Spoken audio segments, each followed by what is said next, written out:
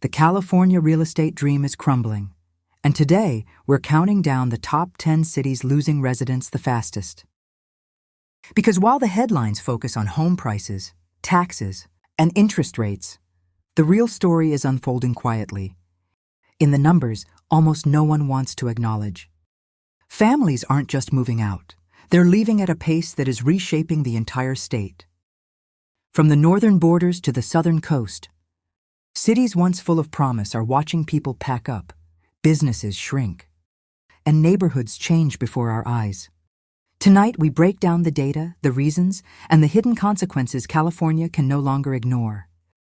Let's begin. Number 10, El Monte. We start in El Monte, a city with deep history, long-standing manufacturing jobs, and neighborhoods built on working-class roots. But beneath its familiar surface, the population is slipping away faster than officials can track. Families are leaving because wages haven't kept up with rising rents. Factory closures, higher utility costs, and the lure of cheaper counties like Riverside. Vacant units are increasing, schools are losing enrollment, and local businesses are watching foot traffic fade. El Monte isn't collapsing, but it is slowly bleeding residents. And that's how decline starts. Number 9, San Bruno, 5.1%. San Bruno sits beside the beating heart of Silicon Valley, but proximity alone is no longer enough to keep residents anchored.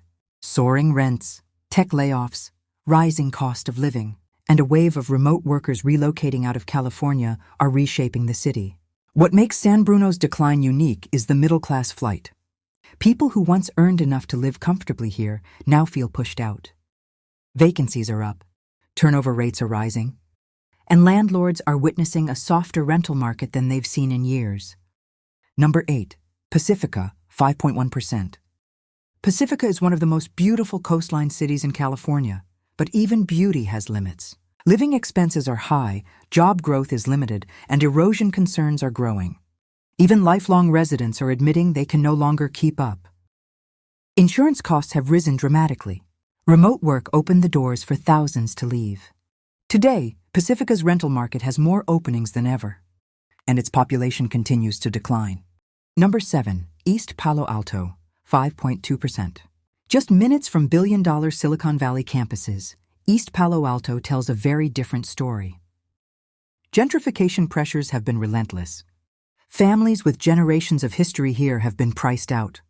Although the tech giants are steps away, few local residents benefit directly.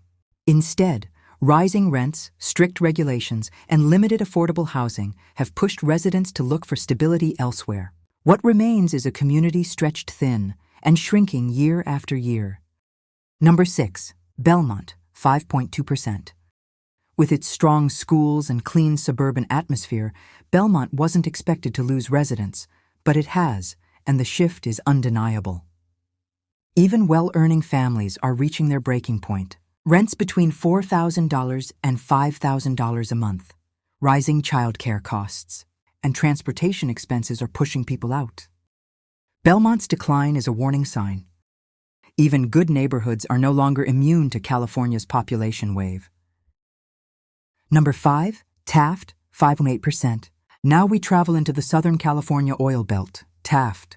Taft's population decline has one primary cause: the collapse of its core industry. As oil jobs dwindled, businesses followed. Younger generations moved away to cities offering more economic opportunity. With fewer renters, more vacant homes, and a shrinking workforce, Taft's housing market reflects a community struggling to hold on. Number 4, San Francisco, 7.1%. San Francisco, once the powerhouse of innovation, is experiencing a population drop few expected. Remote work was the first domino. Tech layoffs were the second. Rising crime concerns added fuel, and extreme housing costs sealed the deal. The city has lost more than 7% of its population, tens of thousands of residents. Vacant rentals are rising, office towers remain half empty, and neighborhoods once overflowing with energy now feel quieter than ever. This isn't a slowdown, it's an exodus. Number 3, Crescent City, 8.1%. On California's northern edge sits Crescent City, and it has endured one of the steepest declines in the state. High poverty rates, limited job growth, rising utility costs, and fading tourism have all played a role. For many families, the math simply no longer worked. The housing market here isn't competitive anymore. It's stagnant and shrinking.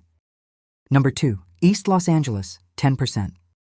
East LA has long been a symbol of culture, resilience, and community, but economic pressure has become overwhelming. A population decline of more than 10% is massive for such a dense urban area. Families are being forced out by rising rent burdens, overcrowding, stagnant wages, and the pull of cheaper counties. More empty units, more for rent signs, and major demographic shifts are reshaping East LA faster than anyone expected. Number 1, Susanville, 16.6%. And now, the city with the largest population decline in California, Susanville. Its challenges are tied directly to job losses, a shrinking prison-based economy, rising living costs, and limited employment opportunities. 16.6% population drop is not a warning, it's a crisis. Neighborhoods have thinned out. Some homes are sitting empty. Businesses are struggling to stay afloat. Susanville marks the extreme end of California's population shift and a sign of what may come next for other vulnerable cities. California's population losses are not random. They are a pattern, a message, and a warning.